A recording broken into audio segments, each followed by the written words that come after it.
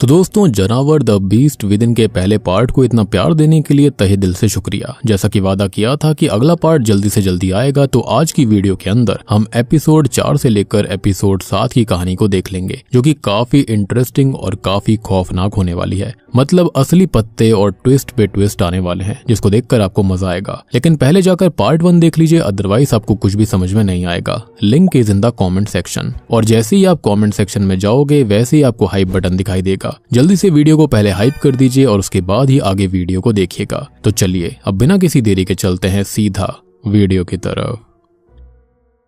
चौथे एपिसोड की शुरुआत होती है हेमंत को ही दिखाते हुए, जो कि जाति वाली बातों की वजह से काफी परेशान था। खैर, अब इस परेशानी को लेकर वो नाग देवता के मंदिर के पास जाकर वापस से रघुराम की बातों के बारे में सोचता है, जहाँ से वापस आते समय उसे रास्ते में कैलाश मिलता है, जिसकी साइकिल का टायर पंक्चर होने की वजह से वो साइकिल घसीट कर ले जा रहा था। तब हेमंत उसे पुलिस स्टेशन तक चलने के लिए कहता है, लेकिन कैलाश ने इसके लिए बहुत ही पोलाइटली मना कर दिया था, क्योंकि उसको पहले साइकिल सही करवाने के लिए जाना था और उसके बाद ही वो पुलिस स्टेशन आने वाला है। खैर, आगे पुलिस स्टेशन जाने पर हेमंत को पता लगता है कि पाठक भी अब दयानंद को परेशान करने लग गया था, क्योंकि उसे जल्दी से जल्दी सरजू के केस को बंद करवाना था। तब दयानंद खुद जाकर धर्मेंद्र और उसके बेटे से पूछताछ करने का फैसला करता है, क्योंकि अब तक के मिले सबूतों के हिसाब से तो वही लोग सरजू को खत्म कर सकते थे और उनके पास एक मोटिव भी था, लेकिन पुलिस के पास में कोई भी पुख्ता सबूत नहीं थे। खैर, अब जैसे ही दयानंद धर्मेंद्र और उसके बेटे के पास जाता है तो वो दोनों डरते हुए उनको मारने से मना करने लग गए थे, क्योंकि ऑलरेडी वो इतने समय से बुरी तरह से पिट रहे थे और अब उनका यही कहना था कि उन्होंने ही कुल्हाड़ी से पहले सरजू को खत्म करा और बाद में धर्मेंद्र ने उसका गला दबाया था। अब ये सुनकर हेमंत साफ समझ जाता है कि ये दोनों झूठ बोल रहे हैं, क्योंकि असल में सरजू की मौत ना तो कुल्हाड़ी से हुई थी और ना ही उसका गला दबाया गया था। तब धर्मेंद्र ये बताता है कि असल में कैलाश और मोतीलाल ने उन्हें पिटाई से बचने के लिए सलाह दी थी कि वो इस चीज को कबूल कर लें और पुलिस के सामने एक्सेप्ट कर लें कि उन्होंने ही सरजू को खत्म किया, और बाद में कोर्ट में जाकर वो पलट जाएं, क्योंकि कोर्ट में पुलिस को दी गई स्टेटमेंट वैलिड नहीं होती। कहा जा सकता है ना कि जोर जबरदस्ती की वजह से ऐसी स्टेटमेंट ली गई थी। खैर, अब ये बात सुनने के बाद हेमंत को बहुत गुस्सा आता है, पर क्योंकि इतना पीटने के बावजूद भी कोई झूठ नहीं बोल सकता था, इसलिए हेमंत अब धर्मेंद्र और उसके बेटे को वहां से जाने देता है। लेकिन उसने उन्हें गांव से बाहर जाने से सख्त मना कर दिया था। जिसके बाद सबसे पहले तो वो मोतीलाल को जाकर काफी बातें सुनाता है, क्योंकि मोतीलाल ने अपनी टीम के साथ देने के बजाय एक क्रिमिनल को एडवाइस देने की कोशिश करी थी, जो कि अगेंस्ट द लॉस था, जो कि लॉस के खिलाफ था, और अगर वो दोबारा ऐसा करता तो हेमंत उसको सस्पेंड करवा देता। खैर, इतने में ही वहां पर कैलाश भी आ गया था, जिसको भी बलवंत मारने लग जाता है, लेकिन कैलाश को तो समझ में नहीं आता कि उसे क्यों मारा जा रहा है। खैर, मोतीलाल का दिमाग हेमंत की बातों से इतना खराब हो गया था कि अभी जब उसके पास एक आदमी अपने बॉस के खिलाफ SC और ST केस करने आता है, तो मोतीलाल उल्टा उसको डराकर उसके ऊपर चिल्लाते हुए उसे वहां से भगा देता है। बात रही कि बलवंत ने कैलाश को क्यों पीटा, तो उसने एडवाइस दी थी धर्मेंद्र और उसके बेटे को कि उनको क्या करना चाहिए, जिसके चलते ही यहाँ पर उसने उसे पीट दिया था। खैर, अब इस समय जगदीश साहू नाम का एक दूसरे थाने का SI ऑफिसर हेमंत से मिलने के लिए आया हुआ था, क्योंकि असल में हेमंत को जो बिना सर की लाश मिली थी, जगदीश के हिसाब से वो उसके गांव से काफी समय पहले गायब हुई आदमी शिवा की हो सकती थी, जिसका असल में किसी लड़की के साथ चक्कर था, जो कि अब खुद भी गायब थी। लेकिन जगदीश को शिवा के बारे में अपनी तरफ से कुछ भी पता नहीं चला था। हालांकि वैसे बिना सर के कंफर्म तो नहीं हो सकता कि वो शिवा है या फिर नहीं, लेकिन उस लाश की कद काठी बिल्कुल शिवा जैसी थी। और अब हेमंत जो होता है इतने सारे केसेस की वजह से काफी परेशान हो जाता है और उसको समझ में भी नहीं आ रहा होता कि आखिरकार उस लाश का सर हो कहाँ सकता है, जिसके बारे में सुनने के बाद उसके बाकी साथी उसे टेंशन ना लेने के लिए कहकर उसे थोड़ा समय गरिमा के साथ बिताने के लिए कहते हैं और साथ ही साथ अपने बेटे के साथ रहने के लिए भी बोलते हैं। तब हेमंत भी इस पर मान जाता है और घर जाने पर सबसे पहले गरिमा उससे बिमला की बहुत तारीफ करती है, क्योंकि वो सच में गरिमा और बाबू का बहुत अच्छे से ध्यान रख रही थी। अब गरिमा से हेमंत ने थोड़ी देर ही बात करी थी कि तभी हेमंत को एक कॉल आ जाता है और उसको पता चलता है कि जल्दी ही चंद्राकर के घर के पास चोरी होने वाली है, जिसके बारे में कैलाश को कहीं से पता चला था। इसके बारे में पता चलते ही हेमंत तुरंत ही रेडी होकर वहां पर चला जाता है, जहां पर थोड़ी ही देर में 2 चोर चंद्राकर के घर के पास सच में चोरी करने के लिए आ गए थे, मगर समय रहते हेमंत और बलवंत उनको पकड़ लेते हैं। तभी वहां पर कैलाश भी अपनी बेटी गरिमा के साथ ही आया हुआ था, जिसको देखकर सबसे पहले तो हेमंत जो होता है सुबह बलवंत की मार की वजह से उससे माफी मांगता है और गरिमा को पैसे देने की कोशिश करता है, लेकिन गरिमा ने उससे पैसे लेने के लिए मना कर दिया था और ये कहा कि पापा मेरी हर ख्वाहिश पूरी करते हैं। और साथ ही साथ तब कैलाश भी उसको यही बताता है कि असल में उसने धर्मेंद्र से कुछ भी नहीं कहा था, लेकिन पता नहीं उसने कैलाश को क्यों फंसाया।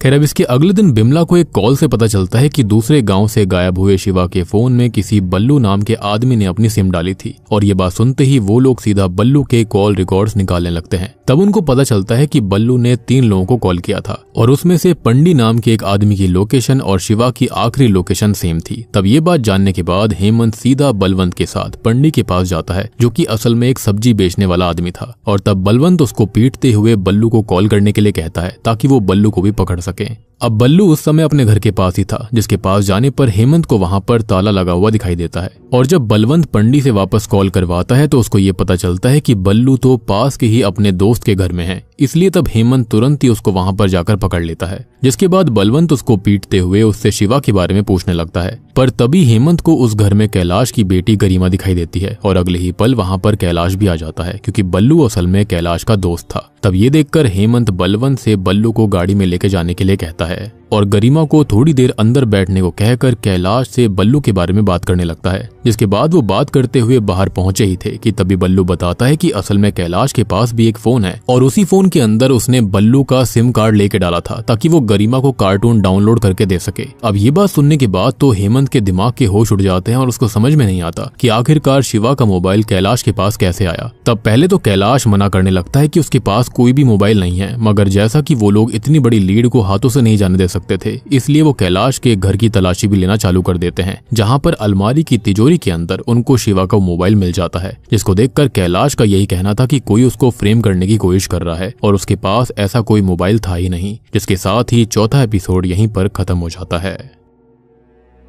5वें एपिसोड की शुरुआत में बलवंत जो होता है वो बिल्लू को अपने साथ ले जाकर बहुत बुरी तरह पीटता है और अभी कैलाश को भी उन लोगों ने बाहर बैठाया हुआ था, जहां पर हेमंत उसके ऊपर अच्छे से नजर रख रहा होता है, क्योंकि असल में कैलाश की वाइफ नहीं थी और वो अकेले ही गरिमा का ध्यान रखता था। इवन अभी कैलाश खुद भी काफी ज्यादा डरा हुआ होता है। जिसके बाद रात में कैलाश के पास बलवंत खाना लेकर आता है, जिसको देखकर कैलाश को समझ आ गया था कि अब उसकी पिटाई होने वाली है, इसलिए वो खाना खाने से मना करने लग जाता है। मगर बलवंत उसको खाना देता है, लेकिन उसके खाना खाने से पहले ही उसे भी जेल में ले जाकर पीटते हुए वो उससे फोन के बारे में पूछने लगता है। लेकिन कैलाश बार बार एक ही बात बोले जा रहा था कि उसे फोन के बारे में कुछ नहीं पता। तब कैलाश को इतनी बुरी तरह से पिटते हुए देखकर बिमला भागते हुए बाहर हेमंत के पास जाती है ताकि हेमंत जाकर बलवंत को रोक सके, क्योंकि सच में कैलाश एक बहुत ही सीधा और अच्छा आदमी था और बिमला के हिसाब से कोई भी गलत काम वो नहीं कर सकता। तब ये बात सुनकर हेमंत भी सीधा जाकर बलवंत को कैलाश को मारने से रोकता है और कैलाश को सहारा देकर बाहर लाते हुए उससे प्यार से फोन के बारे में पूछता है। और तब जाकर कैलाश उसको बताता है कि असल में उसने वो फोन एक शराबी से सस्ते रेट में लिया था, क्योंकि गरिमा काफी समय से बड़े फोन यानी कि स्मार्टफोन की डिमांड कर रही थी, लेकिन उसके पास नया फोन खरीदने के पैसे नहीं थे। तो उसने एक ऐसे शराबी से फोन लिया जिसको शराब के लिए सख्त पैसे चाहिए थे। अब ये बात सुनकर हेमंत जो होता है वो सीधा कैलाश और अपनी टीम को लेकर उस ठेके पर चला जाता है जहाँ पर कैलाश ने उस शराबी से फोन लिया था। अब उस ठेके के ओनर को कैलाश पहचान लेता है, क्योंकि असल में उसने जिस शराबी से फोन लिया था उसने शराब पीने के बाद उस दिन वहां पर लड़ाई करी थी और ओनर ने उसे मारकर वहां से भगा दिया था। लेकिन इसके अलावा उसके बारे में किसी और को कुछ नहीं पता था और साथ ही साथ वहां पर सीसीटीवी भी नहीं थे, जिसके चलते हेमंत उसकी शक्ल सीसीटीवी में देख पाता। इसलिए अभी वो बलवंत से ओनर की स्टेटमेंट लिखने के लिए कहता है और कैलाश से वापस बात करने लगता है। तब कैलाश उससे माफी मांगने लग गया था, क्योंकि अगर उसको पता होता कि वो फोन चोरी का है तो वो कभी भी उससे फोन नहीं खरीदता। जिस पर हेमंत का बस इतना कहना था कि अगर कैलाश को पैसे की ही जरूरत थी तो शायद उसे हेमंत से पैसे मांग लेने चाहिए थे। तब कैलाश उससे वापस से माफी मांगता है और हेमंत उसे कार में जाकर बैठने के लिए बोलता है। अब अगले दिन हेमंत और बलवंत मिलकर उन 2 चोरों की पिटाई करने लगते हैं जिन्हें उन्होंने कैलाश की वजह से चोरी करते हुए पकड़ा था। अभी हेमंत और बलवंत को लग रहा होता है कि उन दोनों ने ही चंद्राकर के घर का सोना चुराया होगा, जिसके बारे में पता करने के लिए हेमंत एक चोर की उंगली की हड्डी तक तोड़ देता है, क्योंकि यहाँ पर पत्थर भी बोलते थे। पर इतना कुछ करने के बावजूद भी उसको बस इतना पता चलता है कि जिसने चंद्राकर के घर से चोरी करी थी उसके बारे में तो उनको कुछ भी नहीं पता था, पर यह बात जरूर पता थी कि चोर ने चोरी करा हुआ सोना कहाँ पर बेचा होगा।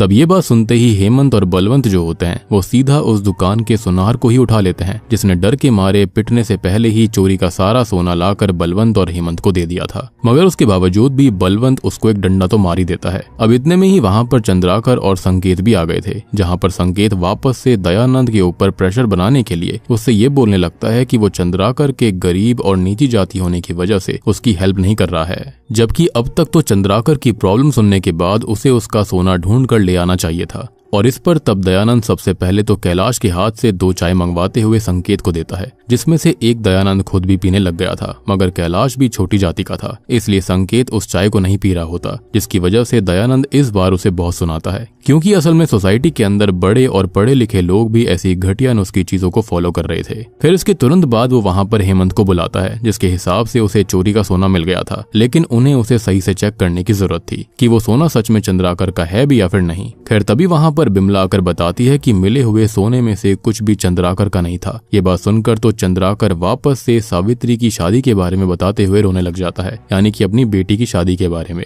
जिसको देखते हुए दयानंद जो होता है वो कुछ सोचते हुए चंद्राकर को उसी चोरी के सोने में से 15 लाख का सोना शादी के लिए देने के लिए मान जाता है, क्योंकि बरामद हुए सोने के बारे में किसी पुलिस स्टेशन में कोई भी रिपोर्ट फाइल नहीं करी गई थी, जिसका मतलब कि वो बाद में वैसे भी सरकारी खजाने में चला जाता। ये सुनकर चंद्राकर दयानंद को शुक्रिया अदा करता है और ली गई चीजों की पर्चियां बनवाने लगता है। खैर इतने में ही एमएलए जगपत जो होता है वो वहां पर सरजू की लाश की पहचान वाली फाइल के ऊपर साइन करने आ गया था, जिससे साइन करवाते हुए अचानक से हेमंत को कुछ याद आता है और वो बरामद हुए सोने में से एक चेन जल्दी से जगपत के पास लेकर जाता है, क्योंकि वो चेन असल में सरजू की थी, जो कि उसके पिता की आखिरी निशानी थी, जिसकी वजह से सरजू जो था वो खुद तो कभी भी उस चेन को बेच नहीं सकता था। इसका मतलब कि वो चोर जिसने कि ये सारा का सारा सोना उस सुनार को बेचा था, वही सरजू और बाकी सबका कातिल भी हो सकता है। इसलिए हेमंत और बलवंत वापस से सुनार को लाकर पीटने लगते हैं, ताकि वो उससे उस चोर की शक्ल के बारे में पता कर सकें। मगर काफी ज्यादा याद करने के बावजूद भी उस सुनार को ये बात याद नहीं आ रही होती कि उसे वो सब सामान बेचने वाला आदमी कौन था। और सबसे अजीब बात ये थी कि वो सारा का सारा सामान उसे एक ही आदमी ने बेचा था, लेकिन फिर भी उसे उसकी शक्ल याद नहीं थी। एनीवेज तभी रात में जब कैलाश सबको चाय देने के लिए आता है तो उस समय सुनार उसकी शक्ल देखकर हैरान रह गया था, क्योंकि असल में उसे सोना बेचने वाला इंसान कोई और नहीं बल्कि खुद कैलाश होता है। ये बात सुनकर पहले तो हेमंत को इस पर भरोसा नहीं होता, इसलिए उसने कुछ सोचते हुए बलवंत से कैलाश को किसी काम में लगवाने के लिए कह दिया था, ताकि इस बीच वो सुनार से कुछ चीजें कंफर्म कर सके। इसलिए बलवंत जल्दी से एक हथौड़ी और कील कैलाश को देकर उससे दयानंद का टेबल सही करने के लिए कहता है, जिस पर कैलाश भी मान गया था। और इसी बीच हेमंत जो होता है वो सुनार के कानों को पकड़कर उससे कंफर्म कर रहा था कि उसे सरजू की चेन और सारा सोना बेचने वाला इंसान सच में कैलाश ही था या फिर वो झूठ बोल रहा है। इस पर पहले तो सुनार शायद बोलता है, मगर बाद में वो ये चीज कंफर्म कर देता है कि हाँ वो सच में कैलाश ही था। ये बात सुनने के बाद तो हेमंत के दिमाग की सिट्टी पिट्टी गुम हो गई थी और उसके तुरंत बाद ही बलवंत जाकर कैलाश के ऊपर एक कुर्सी मारता है, जिसके बाद हेमंत के ही कुछ साथी कैलाश को अंदर ले जाकर पीटने लगते हैं। मगर काफी पीटने के बावजूद भी कैलाश अपना मुंह नहीं खोलता और झूठ बोले जा रहा था कि उसने बस चेन सुनार को बेची थी और कुछ नहीं।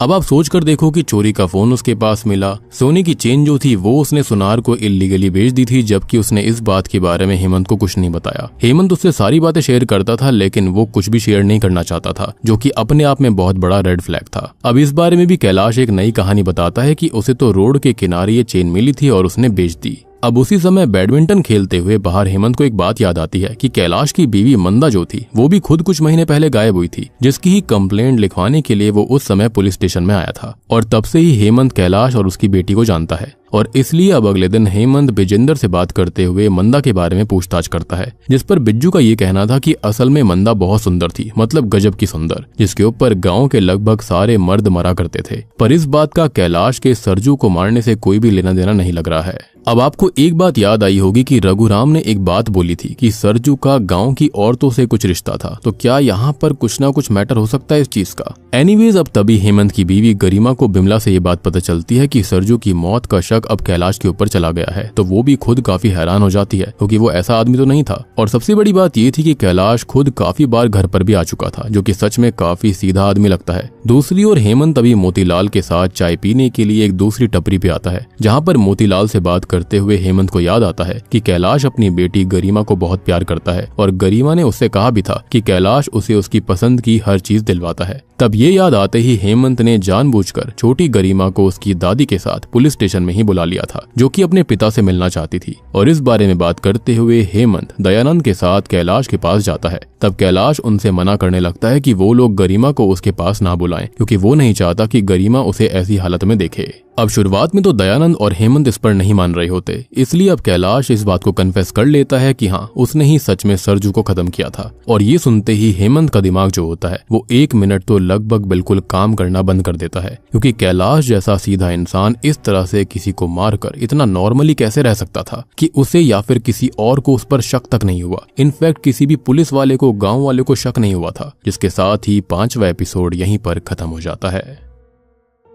तो छठे एपिसोड की शुरुआत से ही कहानी पास्ट में चली जाती है, जब कुछ महीने पहले सरजू कैलाश के घर कुछ सब्जियां देने उसको गया था, क्योंकि सरजू के घर बदलते समय कैलाश ने सामान इधर उधर करवाने में उनकी काफी हेल्प करी थी। तब कैलाश उसको चाय पीने के लिए अंदर आने के लिए कहता है, जिस पर सरजू भी मानकर अंदर आ गया था। पर जैसे ही कैलाश मंदा से चाय बनाने के लिए कहता है तो मंदा ये बताती है कि उनके घर में दूध खत्म हो चुका है। ये बात सुनकर कैलाश जो होता है वो सरजू को 2 मिनट घर में ही रुकने के लिए बोलकर दूध लेने के लिए चला गया था। तब उसके वहां जाने के बाद में मंदा सरजू को कमरे में बैठने के लिए बोलती है और खुद कमरे में ही मौजूद रसोई में कुछ बनाने लगती है। और उस समय सरजू जो होता है उसका ध्यान मंदा की खूबसूरती की वजह से उसके ऊपर से हट नहीं रहा था, इसलिए अभी वो दरवाजा बंद करके मंदा के साथ इंटीमेट होने की कोशिश करता है। जिस दौरान हम ये नोटिस कर पाते हैं कि मंदा कहीं ना कहीं यही चाहती थी, पर इतने में ही वहां पर कैलाश आ जाता है, जो कि इन दोनों को ऐसे देखकर तो पूरी तरह से टूट गया था। इसलिए अभी वो मंदा को सुनाने के बाद रोना चालू कर देता है, क्योंकि सरजू के खिलाफ तो वैसे भी कुछ नहीं कर सकता था। तब सरजू भी बदनामी के डर से घबराते हुए उससे माफी मांगने लगता है, जिस पर कैलाश उसे चप्पल फेंक कर मार देता है और सरजू वहां से निकल जाता है। फिर इसके बाद जब मंदा गायब हुई थी तो एक तालाब के पास सरजू कैलाश के साथ दारू पीने आया था, जहां पर वो उससे उस दिन के लिए पहले तो माफी मांगता है और बाद में उसे अपने दुखों के बारे में बताने लगता है कि कैसे सुधा से शादी करने के बाद से लगभग सारे गाँव वालों ने उससे बात करना बंद कर दिया था और साथ ही साथ जगपत तक भी उसका हर जगह साथ नहीं देता था। यही बताते हुए वो नशे में होकर फिर से मंदा के बारे में उल्टी सीधी बातें करने लग गया था और वो चाहता था कि कैलाश मंदा को ढूंढ कर लेकर आए और उसके पास एक रात के लिए भेज दे। अब इससे कैलाश पहले तो गुस्से में उसको लात मारता है और बाद में वो पास में ही पड़े हुए एक पत्थर से उसके सर को फोड़कर उसको खत्म कर देता है। जिसके बाद ही कैलाश ने पहले तो उसकी चेन उतारी थी और बाद में ही उसकी बॉडी को देवला गांव में दफना दिया था। अब प्रेजेंट टाइम में तो ये सुनकर दयानंद और हेमंत काफी हैरान रह गए थे, जिसके बाद दयानंद इस बारे में पाठक को बताता है और हेमंत अपनी बीवी गरिमा को इस बारे में बता रहा था। गरिमा को तो खुद भी इसके बारे में जानकर बहुत हैरानी हुई थी, बिल्कुल दंग रह गई थी वो, और उसे इस बात पर भरोसा नहीं हो रहा था कि कैलाश ऐसा कर सकता था। खैर अभी के लिए कैलाश के कॉल रिकॉर्ड्स पता करने पर हेमंत को पता चलता है कि एक नंबर से उसे कई बार कॉल आई थी, जिसकी वजह से उस इंसान को हेमंत ने पुलिस स्टेशन में बुलाया था और वो इंसान कोई और नहीं बल्कि खुद हेमंत का टीचर होता है, जो कि उसको स्टार्टिंग में हॉस्पिटल में मिला था। तब हेमंत को कुछ भी समझ में नहीं आ रहा होता। इस पर टीचर उसको थोड़ा सा घबराते हुए ये बताते हैं कि कुछ महीने पहले उससे भी एक बहुत बड़ी गलती हो गई थी। असल में वो और उनकी यूनिवर्सिटी के स्टूडेंट्स के साथ साथ सभी टीचर्स भी कैलाश की बीवी मंदा की खूबसूरती के दीवाने थे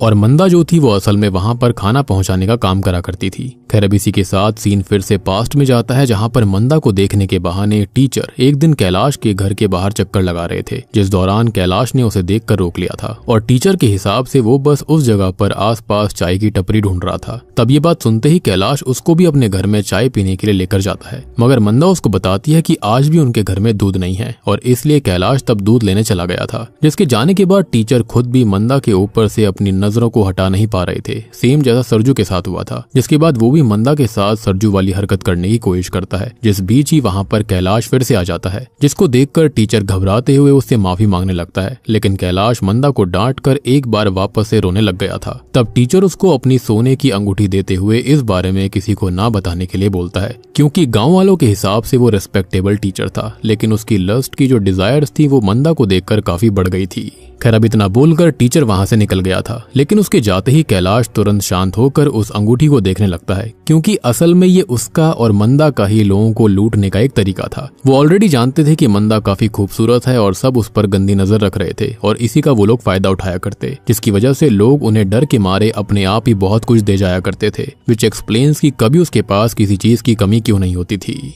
अब प्रेजेंट टाइम में टीचर हेमंत को बताता है कि असल में वो अंगूठी उसकी शादी के वक्त की अंगूठी थी, जिसकी वजह से उसकी बीवी रोज उसको उस अंगूठी को वापस लाने के लिए कहने लगी थी और यही रीजन था कि वो क्यों बार बार कैलाश को कॉल कर रहा था। अब ये बात जानकर हेमंत पहले तो टीचर से बाकी लोगों के नाम पूछता है जो कि उसकी नजर में मंदा के घर आए थे या फिर मंदा को पसंद करते थे, और उनसे बात करने के बाद हेमंत को ये बात भी पता चलती है कि असल में उन लोगों को भी कैलाश के घर में बिल्कुल सेम चीज फेस करनी पड़ी थी, यानी कि ये सारा का सारा मियां बीवी का प्लान था। और सबसे बड़ी बात कि वो सभी लोग कैलाश को कुछ ना कुछ बहुत ही ज्यादा कीमती चीज देकर गए थे। वेल, अब सरजू वाला केस तो पूरा हो गया था, मगर अभी भी वो सर नहीं मिला होता, इसलिए हेमंत दयानंद से बात करके उससे पाठक से थोड़ा सा टाइम और मांगता है। एंड ऑब्वियस सी बात है कि केस की प्रोग्रेस को देखकर दयानंद भी मान गया था, पर वो जल्दी से चंद्राकर के घर से चोरी हुए गहनों को भी ढूंढने के लिए कहता है, जिसके लिए हेमंत एक अलग तरीके से काम करना चाहता था। दयानंद इसके लिए भी मान गया था और अब हेमंत लॉकअप की चाबी ले जाकर कैलाश को आजाद कर देता है और उससे चाय लाने के लिए कहता है। ये देखकर तो सभी लोग और खुद कैलाश भी हैरान रह गया था कि ये क्या हुआ, पर उसके बाद भी हेमंत उससे चाय लाने को कहता है, जिस पर कैलाश मान जाता है और पास की दुकान से चाय लेने चला जाता है। तब उसको देखने के लिए मोतीलाल और बलवंत भी उसके पीछे पीछे जाते हैं, जहाँ पर एक बार को तो उनको लगता है कि कैलाश वहां से भाग गया, मगर असल में वो वहीं पर होता है, जो कि चाय लाने के बाद सभी को पहले की तरह ही चाय सर्व करता है। जिसके बाद हेमंत ने सभी से कह दिया था कि अब उसकी मर्जी के बिना कोई भी कैलाश को डांटेगा भी नहीं और उससे बस सब प्यार से बात करेंगे। ये सबको थोड़ा सा अजीब तो लगा था, लेकिन सब ऐसा करने के लिए मान जाते हैं। अब हेमंत कैलाश को लेकर उसके घर जाता है, जहाँ पर उसने उसके सामने राशन के पैसे उसकी माँ को दिए थे और साथ ही साथ उसकी बेटी गरिमा से कहा था कि कुछ दिनों के लिए वो कैलाश को अपने साथ लेके जा रहा है। और तब कैलाश को तो समझ में नहीं आ रहा होता कि आखिर हेमंत उसकी इतनी हेल्प कर क्यों रहा था, जिस पर हेमंत उसको बताता है कि कहीं ना कहीं उसको कैलाश का दुख समझ आ रहा है, क्योंकि वो भी उसकी तरह नीची जाति से है, जिसकी वजह से लोग उन्हें ताने दे देकर बहुत ज्यादा तोड़ देते हैं। और ये सब बोलते हुए हेमंत कैलाश से ये भी कहता है कि अभी तक उसके केस की चार्जशीट भी फाइल नहीं करी गई है और अगर कुछ ऐसा है जो कि उसने छुपाया है या फिर करा है वो उसको अभी बता दे, जिसके हिसाब से बस उसे 7 साल की सजा होगी, वरना अगर बाद में भी कुछ और सामने आया तो उसके लिए अलग से चार्जशीट फाइल करी जाएगी और इससे उसकी सजा वापस बढ़ जाएगी। तब सबसे पहले तो कैलाश कुछ भी नहीं बताता, मगर रात में वो हेमंत के पास आकर उससे अकेले में बात करने के लिए कहता है, जिसके लिए हेमंत ने उसको अपने वर्किंग रूम में ले जाकर रूम का दरवाजा बंद कर लिया था। और तब वो ये बताता है कि मंदा के जाने के बाद कैलाश का अफेयर गांव में ही रहने वाले भवनेश्वर की बीवी के साथ चल रहा था, जिसने भी प्रेजेंट टाइम के हिसाब से कुछ दिन पहले ही अपने घर के पास के कुएं में कूदकर अपनी जान दे दी थी। असल में उस रात उसने कैलाश को उसकी बीवी विद्या के साथ घर में इंटीमेट होते हुए देख लिया, जिसकी वजह से वो रोते हुए अपने घर के कुएं के पास जाकर बैठ जाता है, जहाँ पर कैलाश आकर उससे माफी मांगने लग गया था। तब भवनेश्वर रोते हुए उसको बहुत उल्टा सीधा बोलता है, जो कि विद्या भी गेट पे खड़ी होकर देख रही थी। और अब उसी दौरान वो कैलाश को इनडायरेक्टली इशारा करके बोलती है कि वो भवनेश्वर को कुएं में धक्का दे दे। तब कैलाश भी बिल्कुल ऐसा ही करता है, लेकिन बाद में सबको लगता है कि शायद भवनेश्वर में कुएं में कूदकर खुद को खत्म कर लिया था। अब ये बात सुनकर तो हेमंत का दिमाग और खराब हो जाता है, क्योंकि इतने समय से वो एक कातिल को अच्छा इंसान समझ रहा होता है। खैर, अभी कैलाश घबराते हुए हेमंत से बीड़ी मांगता है, जिसको लेने के लिए हेमंत बाहर बिज्जू के पास चला गया था, जहां पर दयानंद के साथ बाकी सारे ऑफिसर्स भी कैलाश की बातें सुन रहे थे और उनको भी कैलाश की इस सच्चाई के बारे में जानने के बाद बड़ा झटका लगता है। अब वैसे हेमंत को कैलाश ने ये सब इसी वजह से बताया होता है क्योंकि उसको लग रहा था कि वो अपने गुनाहों के बारे में बताकर खाली 7 साल की सजा के बाद बाहर आ जाएगा।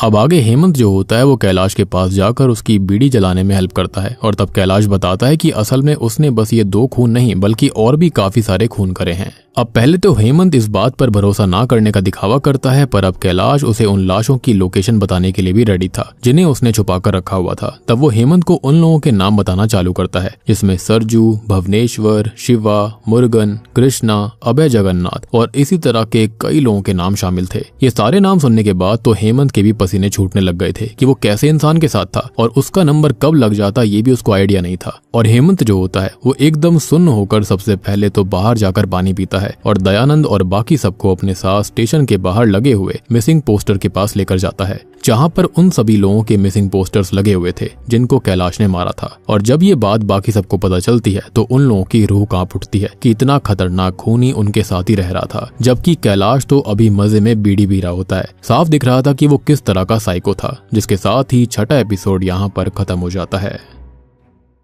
तो अब हम आ जाते हैं जानवर द बीस्ट विद इन के आखिरी एपिसोड पर, यानी कि फिनाले पर। तो 7वें एपिसोड की शुरुआत में हम देखते हैं कि कैलाश के सब कुछ बताने के बावजूद भी हेमंत ने उसे अभी भी स्टेशन में खुला ही छोड़ा हुआ था, लेकिन अब उससे मोतीलाल और बाकी सब बहुत ज्यादा डर गए थे। और कैलाश ने हेमंत को चंद्राकर के सोने के बारे में भी कुछ बताया था, जिसके बारे में जानकर हेमंत दयानंद से बात करके चंद्राकर के घर जाता है, जहाँ वो चंद्राकर से बात करते हुए पूछने लगता है कि उपासना अगर 15 साल से अपाहिज है, यानी कि उसकी बीवी यहाँ पर बिल्कुल अपाहिज हो रखी है, तो चंद्राकर अपनी सेक्सुअल डिजायर्स को पूरा कैसे करता है। इस पर पहले तो चंद्राकर उसे इस तरह की बातें करने से मना करने लगता है। मगर जैसे ही हेमंत उसके सामने बताता है कि कैलाश ने उसको सब कुछ बता दिया है तो चंद्राकर के तो हाव भाव पूरी तरह से बदल जाते हैं और वो बताता है कि असल में वो भी मंदा के घर एक बार गया था, जहाँ पर कैलाश ने उसे देखकर उसकी फोटोज को खींच लिया था, जो कि ऑब्वियस सी बात है इन दोनों पति पत्नी का ही प्लान था। और इन फोटोज को वायरल करने की धमकी देकर वो बार बार चंद्राकर से बहुत ज्यादा पैसे ऐंठा करता था। मतलब कि कैलाश और उसकी बीवी मंदा ने तो पूरा का पूरा बिजनेस प्लान ही बनाकर रखा हुआ था पूरे गांव को लूटने का।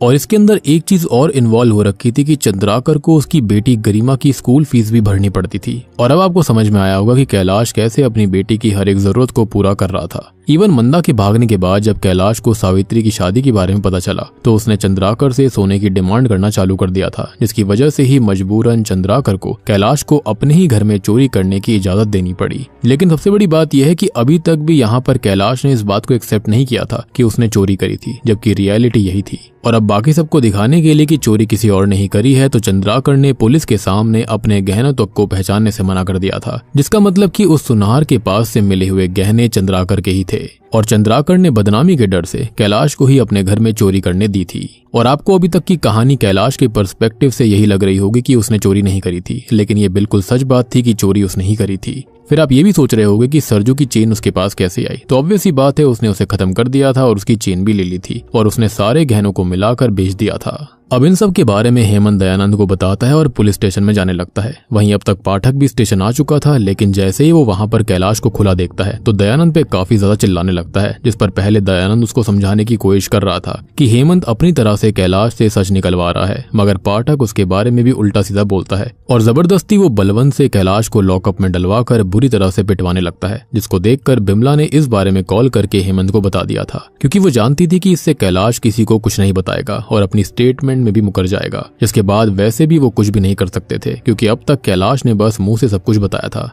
लेकिन फिलहाल जिन भी लोगों के उसने नाम लिए थे उनमें किसी भी मरे हुए इंसान की लाश नहीं मिली थी। और आगे अब बिल्कुल ऐसा ही होता है। कैलाश ने पिछली रात जिन भी चीजों का जिक्र किया था वो उन सभी बातों से मुकरने लग गया था, जिसको देखकर पाठक को और गुस्सा आता है। इसलिए वो मोतीलाल और बलवंत से कैलाश को और ज्यादा पीटने के लिए कहने लगते हैं। तब वो लोग सुधार सिंह को भी लेकर आते हैं और उससे कैलाश को मारने लगते हैं। तब इतने में वहां पर हेमंत आकर कैलाश के पास से सबको हटाने की कोशिश करने लग गया था, जिस दौरान धोखे से वो पाठक को भी धक्का दे देता है और इससे पाठक इतना ज्यादा गुस्से में आ गया था कि वो हेमंत को तुरंत ही इस केस से बाहर कर देता है और उसको बोलता है कि अब वो उसका ट्रांसफर ऐसी जगह पर करवाएगा जहाँ पर वो लोगों की शक्ल देखने तक को तरसेगा। अब ये चीज हेमंत को बिल्कुल भी सही नहीं लगती और कहीं ना कहीं उसको भी कैलाश की भी टेंशन थी, क्योंकि वो जानता था कि बेशक से कैलाश मर जाएगा लेकिन वो बाकी सब में से किसी को कुछ भी नहीं बताने वाला। वो बहुत ही ज्यादा रिजिड था। खैर अब इन सब के बारे में जाकर हेमंत रात में अपनी बीवी गरिमा से बात करते हुए उसको सब कुछ बताता है, जिस दौरान गरिमा जैसे तैसे हेमंत को संभालती है।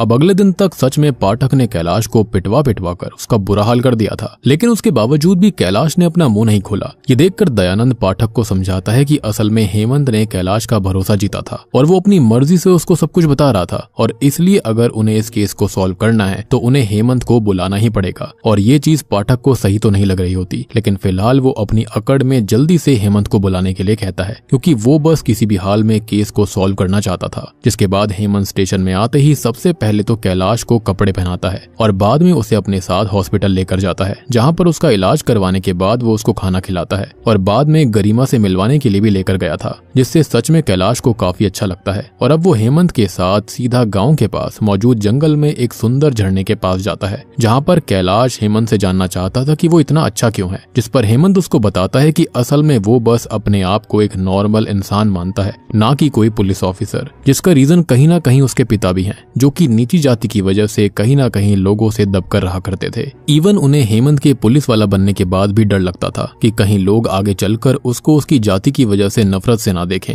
और ये चीज हेमंत ने बचपन से देखी थी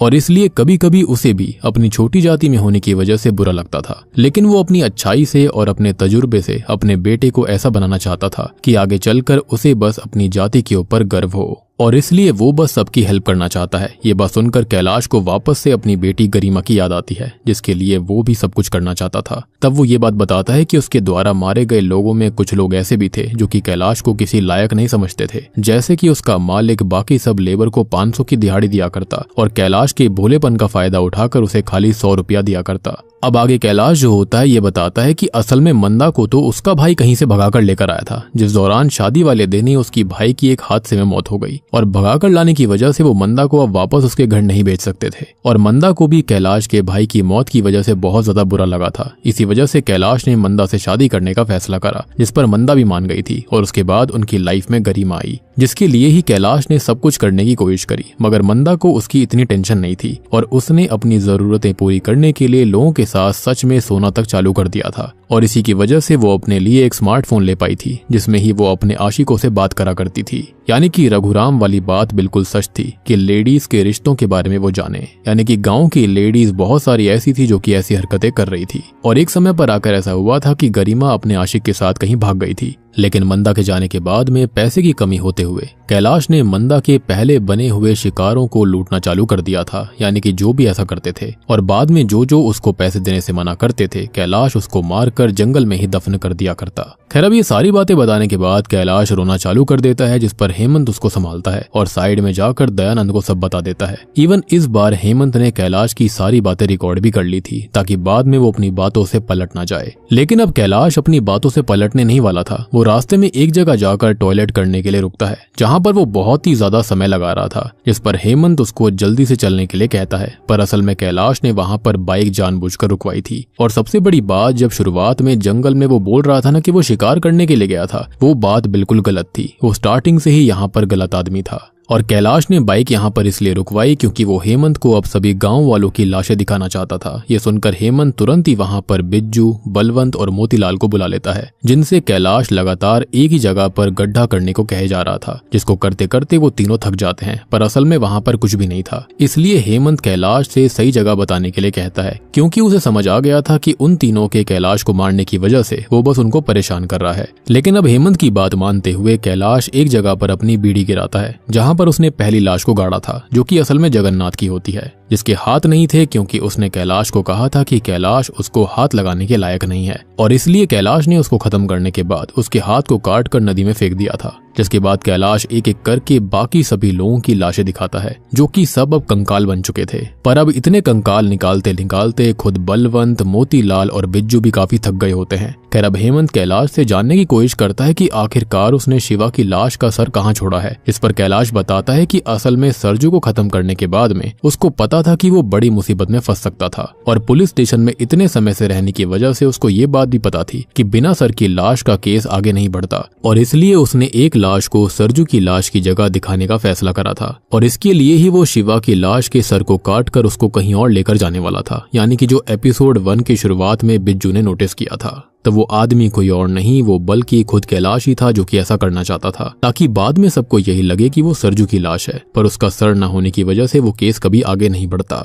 यानी कि देख रहे हो कि यहाँ पर कैलाश ने कितना दिमाग लगाया, विच एक्सप्लेन्स की पहली लाश जो थी वो किसी और की नहीं बल्कि वो शिवा की थी। और आपको ये भी याद होगा कि बीच एपिसोड्स के अंदर एक एसआई आया भी था, जो कि पड़ोसी गांव से आया था, जो कि यही कह रहा था कि कद काठी के हिसाब से ये जो लाश है वो शिवा की ही है, लेकिन सर ना होने की वजह से केस कभी आगे नहीं बढ़ा था। और अब कैलाश एपिसोड 1 के शुरुआत की कहानी बताता है कि उस रात बिज्जू के वहां पर आ जाने की वजह से कैलाश उस सर को पूरा काट नहीं पाया था और अपने साथ नहीं लेकर जा पाया। पर अगले दिन वो मोतीलाल की गलती की वजह से उस सर को अपने साथ लेके जा रहा था, लेकिन आसपास बहुत सारे पुलिस वालों के होने की वजह से उसने सर को जंगल में ही छुपा दिया था। तब हेमंत समझ जाता है कि कैलाश ने उस सर को कहाँ छुपाया होगा, और इसलिए वो भागते हुए उस जगह पर जाता है जिसके पास कैलाश ने टॉयलेट करा था, और सच में वहां पर शिवा का सर था, जिसका मतलब कि अब हेमंत के थाने में मौजूद सारे केस सॉल्व हो गए थे, जिसके साथ ही अब कैलाश को लंबी सजा हो जाती है। मगर कैलाश यहाँ बिल्कुल चिंता मुक्त होता है, क्योंकि उसको हेमंत के ऊपर भरोसा था कि वो उसकी बेटी गरिमा को एक अच्छा भविष्य दे देगा। इसलिए ही उसने शायद हेमंत को ये सारी बातें बताई थी, क्योंकि वो भी जानता था कि कभी ना कभी तो वो पकड़ा ही जाता। और अब कैलाश को जेल होने के बाद हेमंत उसकी बेटी गरिमा को अडॉप्ट करके अपने घर ले जाता है, जहाँ पर हेमंत की बीवी गरिमा भी छोटी गरिमा को देखकर बहुत खुश होती है। और अब तक हेमंत ने अपने बेटे का नाम भी सोच लिया था, जो कि था सत्य कुमार। और इस नाम को बताने के बाद में ये तीनों अब घर के अंदर चले जाते हैं। और बूम, इसी के साथ में जनावर the beast with in series यहीं पर खत्म हो जाती है। तो दोस्तों ये थी जानवर the beast with in series की कहानी। उम्मीद करता हूँ कि आपको जरूर पसंद आई होगी। मतलब सोच कर देखो, जिसको स्टार्टिंग से इतना ज्यादा सीधा समझा जा रहा था, यानी कि कैलाश को, वो इतना ज्यादा खतरनाक साइको निकला। उसने लिटरली कितने लोगों को मार दिया था। मतलब पुलिस वाले जिसको दिन रात अपने यहाँ पर घुसा कर रखा करते थे, उससे काम भी करवाया करते थे, वहीं यहाँ पर इतना बड़ा मुजरिम निकला। उम्मीद करता हूँ कि आपको सीरीज पसंद आई होगी। पसंद आई है तो वीडियो को लाइक कर दीजिए। कमेंट सेक्शन में जाकर इसका पार्ट 1 पहले देख लेना, अदरवाइज आपको कुछ भी समझ में नहीं आएगा। साथ ही साथ वीडियो को हाइप कर दीजिएगा ताकि वीडियो की रीच काफी अच्छी हो जाए। तो मैं आप सबको मिलता हूँ अगली वीडियो के साथ में, तब तक के लिए